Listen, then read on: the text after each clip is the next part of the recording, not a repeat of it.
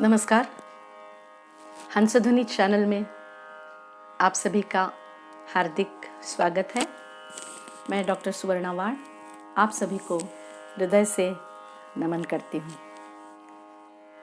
शास्त्रीय संगीत का सामान्य ज्ञान, इसके अंतर्गत आज मैं आपको बताने जा रही हूँ नोटेशन क्या होता है। इसी में मैं आपको आगे भी बताऊंगी कि किसी गीत का सा कैसे ढूंढा जाता है, कॉर्ड कैसे समझी जाती है। नोटेशन का बिल्कुल सामान्य सरल बोलचाल की भाषा में अर्थ बता रही हूँ। शास्त्रीय संगीत के जो ये सामान्य ज्ञान की बातें हैं, इसमें कहीं भी मैं तकनीकी शब्दों का उपयोग नहीं कर रही हूँ, बहुत कम कर रही हूँ, और शास्त्र और इतिहास में नहीं जा रही हूँ, ये ध्यान रखिएगा। तो नोटेशन का अर्थ गीत जिस स्वर में बांधा होता है, उन स्वरों को कहते हैं नोटेशन। ये जो स्वर हमने बताए, इसको कहा जाता है नोटेशन, और इसकी जो लिखने की एक लिपि होती है, उसको कहा जाता है स्वर लिपि।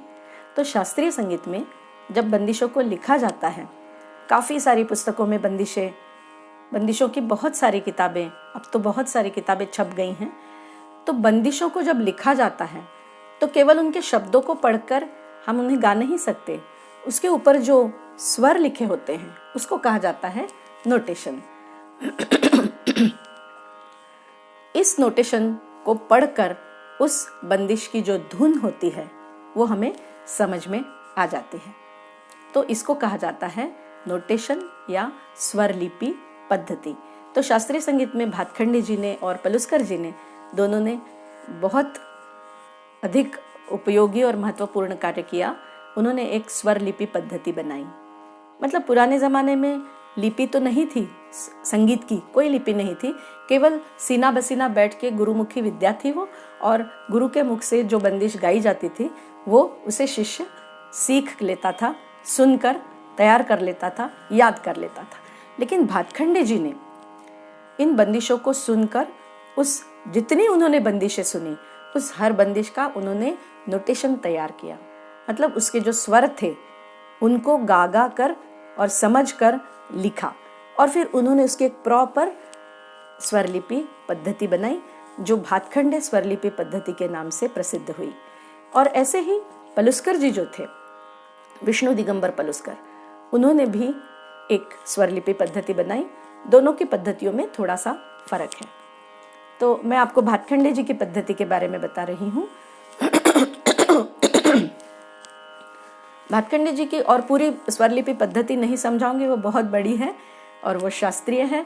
तो आपको सिर्फ इतना बता रही हूँ, जैसे मैंने आपको स्वर बताए थे, तो जो शुद्ध स्वर होते हैं उनको एज इट इज़ लिखा जाता है। मतलब षडज को, सा को केवल सा, रे को रे, इस प्रकार। लेकिन जो कोमल स्वर होते हैं उनको शुद्ध स्वरों के नीचे एक आड़ी लकीर खींची जाती है, तो वो स्वर कोमल समझा जाता है। इसी प्रकार जब एक स्वर के ऊपर एक खड़ी लकीर होती है तो उसे तीव्र स्वर कहा जाता है। उसके बाद जब एक स्वर के बाद थोड़ी देर रुका जाता है, जैसे ग, तो ग के बाद हम ग ऐसे 3 मात्रा तक रुके, तो यदि ऐसा रुकना है तो उसको कैसे दर्शाया जाएगा? तो एक अवग्रह उसको कहा जाता है, जो एस का चिन्ह होता है, अंग्रेजी एस का चिन्ह होता है। तो ग के बाद एक एस, दूसरा एस, तीसरा एस, ऐसे जब 3 एस लगाए जाते हैं या अवग्रह लगाए जाते हैं संगीत की भाषा में, तो ग के बाद 3 मात्रा तक ग ही गाना है, ऐसा समझ में आता है। तो ऐसी बहुत सारी बातें हैं इस भातखंडे स्वरलिपि पद्धति में, जो कि हमें बताती हैं कि कितना गाना है, ऊपर गाना है, नीचे गाना है। जैसे तार सप्तक, मैंने आपको सप्तक के बारे में भी बताया, तो मध्य सप्तक के स्वरों के लिए कोई चिन्ह नहीं है। लेकिन यदि आपको मंद्र सप्तक का स्वर लगाना है तो उसमें सप्तक के नीचे एक छोटा सा बिंदु लिखा जाता है। और यदि आपको तार सप्तक के स्वर लगाने हैं या लिखने हैं तो स्वर के ऊपर एक छोटी सी बिंदी लगाई जाती है, जिसको अनुस्वार भी कहा जाता है। तो मध्य सप्तक के स्वर, तार सप्तक के स्वर, मंद्र सप्तक के स्वर, कोमल स्वर, तीव्र स्वर, शुद्ध स्वर, इन सबको इस प्रकार लिखा जाता है। तो जब हम ये कोमल तीव्र शब्द देख लेते हैं तो हमें ये भी समझ में आ जाता है कि ये राग कौन सा है, क्योंकि राग में लगने वाले स्वरों को संगीत के विद्यार्थी जानते हैं। तो इसको कहा जाता है नोटेशन। उदाहरण के लिए यदि आपको पूछा जाए कि किसी गीत का नोटेशन बताइए, तो आप किस प्रकार बताएंगे? जैसे होंगे कामयाब, हम होंगे कामयाब, हम होंगे कामयाब। तो ये सा बज रहा है, सा होंगे, सारे ग म प, ये प वहां पे मिल रहा है। होंगे कामयाब तो होगा प प ध ध प म ग, होंगे प प का ध म प या प म ग, इस प्रकार। तो होंगे कामयाब प प ध ध प म ग, हम होंगे कामयाब, हम होंगे कामयाब, गम प प ध नि सा, इस प्रकार। इसे कहते हैं नोटेशन। नोटेशन लिखना एक बात होती है, नोटेशन गाना एक बात होती है, और नोटेशन समझना एक बात होती है। देखिए, संगीत ये कला है। हर चीज़ जो यहाँ से निकल रही है, यहाँ समझ में आ रही है, वो लिखी नहीं जा सकती, क्योंकि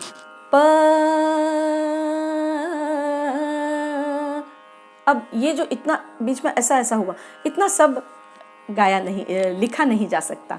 इसलिए नोटेशन से हम गीत का, उस बंदिश का एक पूरा फॉर्मेट हमें समझ में आ जाता है।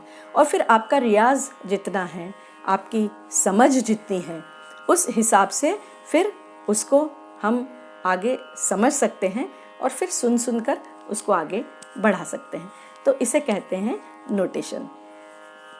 अब मुझे बहुत बार किसी ने ये पूछा है कि हमें गाते तो आता है, एक आध गीत हम गा लेते हैं, लेकिन हमको जब बजाने वाले बोलते हैं कि आपका स्वर बताइए, तो नहीं समझ में आता कि क्या बताना है।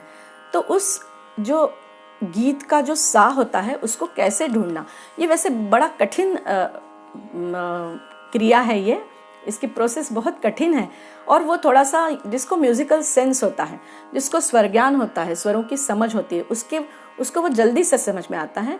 लेकिन फिर भी मैंने थोड़ी सी कोशिश की है कि आपको किस प्रकार ये समझाऊं कि सा को कैसे ढूंढना है। तो तब मुझे ऐसे लगा कि शायद आप ऐसा करके देखिए कि जब आप एक गीत गाते हैं तो उसकी जो पहली 2 लाइनें होती हैं, और फिर अलग अलग अंतरे होते हैं, तो अंतरे बड़े बड़े होते हैं, 4-4 या 3-3 या 2-2 लाइनों के। लेकिन पहले, जिसको हम ध्रुव पद कहते हैं, पहला 2 लाइन का, और उसके खत्म होने के बाद फिर पहला स्टैंजा शुरू होता है। तो ऐसा जो पहला, जहाँ पे रुकता है गीत, उस स्वर को सुनिए, और वो आपका सा होता है, ऐसा मेरा मानना है। और अलग अलग गीतों में थोड़ा अलग भी होता है, लेकिन एक जनरल समझाने के लिए मैं आपको ये बता रही हूँ। जैसे मेरे देश की धरती,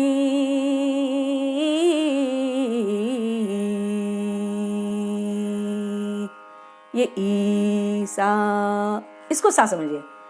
और फिर ती, मेरे देश की धरती ईसा, इस प्रकार। मेरे देश की धरती सोना उगले उगले हीरे मोती, मेरे देश की धरती ती, मेरे देश। ये आपको यहाँ पे, जहाँ पे ठहरना है, वो आपके समझ में आ गया कि फिर आपको आगे का गाना अपने आप आपका गला गाने लगेगा, ऐसा मुझे लग रहा है। तो आप इसको कोशिश कीजिए। जैसे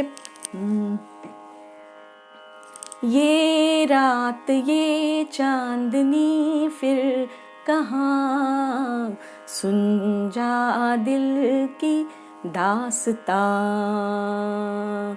ये सा है ना। अब यदि आपने इसको, ये तानपुरा बंद कर देते हैं, अब थोड़ा सा उसको अपन ऊपर गाते हैं। ये रात ये चांदनी फिर कहाँ, सुन जा दिल की दास्तां, आ आ सा रे ग म प, ये रात ये आपको आएगा दास्तां। फिर यदि आपको ये सा समझ में आ गया तो उसके बाद आप गाओगे ये रात, इस प्रकार।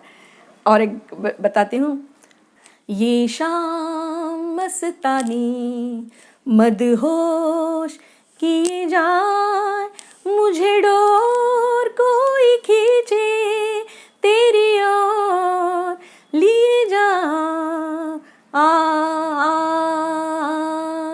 जाए ये शाम, ऐसा आपको आएगा। तो जहाँ पे आपका ध्रुवपद खत्म हो रहा है, समाप्त हो रहा है, वहाँ पे आप रुकिए और उसको सुनिए, और उसको सुनकर आपको फिर वो गाना उस स्वर के आगे आपको गाते आएगा। ये दिल और उनकी निगाहों के साए सा, ये दिल और उनकी निगाहों के साए सा, ये साए, ये दिल और उनकी साए, ये दिल और उन, ऐसा उसको गुनगुनाते रहिए। तो जहाँ पे आपका वो खत्म होगा वहाँ से तुरंत आपको वो गाते आएगा। लेकिन वो ध्रुवपद जहाँ पे खत्म होता है वहाँ पे रुकिए और फिर आपको वो सा आपका समझ में आएगा। या फिर नदिया किनारे हेराए आए कंगना, नदिया किनारे हेराए आए कंगना, ऐसे उलझ गए अनाड़ी सजना, ऐसे उलझ गए अनाड़ी सजना, नदिया किनारे हेराए आए कंगना, कंगना सा नदिया किनारे, ये आपको आएगा। ये कोई हार्ड एंड फास्ट रूल नहीं है और ऐसा किसी भी बड़े व्यक्ति ने कहा है या किताबों में लिखा है ऐसा मुझे नहीं लगता। लेकिन मुझे बार बार ये सोचकर ऐसा लगा कि ऐसा उसको समझना चाहिए। लेकिन बहुत से गाने ऐसे होते हैं वो पंचम से शुरू होते हैं, उनको समझने में और थोड़ी सी कठिनाई होती है। वो अभी पूरा आपको नहीं समझा पाऊंगी, आप इतनी थोड़ी सी कोशिश करके देखिएगा। धन्यवाद।